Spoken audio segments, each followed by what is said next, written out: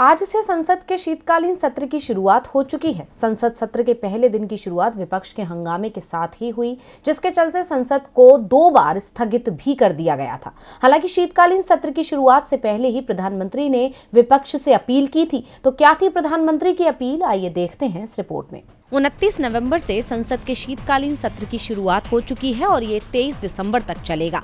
शीतकालीन सत्र के पहले दिन यानी आज सरकार ने लोकसभा में कृषि कानून निरसन विधेयक 2021 पेश किया, जो कि लोकसभा में पास हो चुका है और अब राज्यसभा में भी 3 कृषि कानून निरसन विधेयक 2021 पेश किए जाने की संभावना है।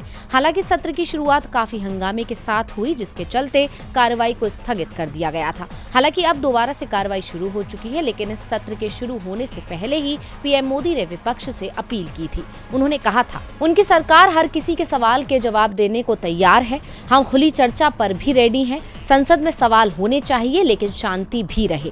ये संसद का एक महत्वपूर्ण सत्र है, जो कि देश के हर नागरिक के उज्जवल भविष्य के लिए बहुत जरूरी है। इसीलिए हम चाहते हैं कि संसद का सत्र सुचारू रूप से चले। हम चाहते हैं कि रचनात्मक और सकारात्मक चर्चा हो। हमें सदन की कार्यवाही का ध्यान रखते हुए मुद्दों पर चर्चा करनी चाहिए। हालांकि पीएम की इस अपील का विपक्ष पर कोई असर नहीं हुआ है और संसद में जोरदार हंगामा देखा गया।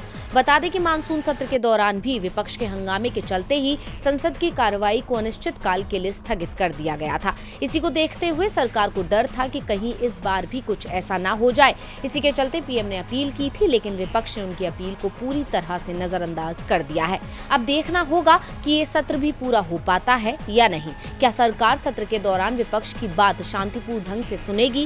क्या शीतकालीन सत्र में संसद में काम हो पाएगा? ये देखना दिलचस्प होगा।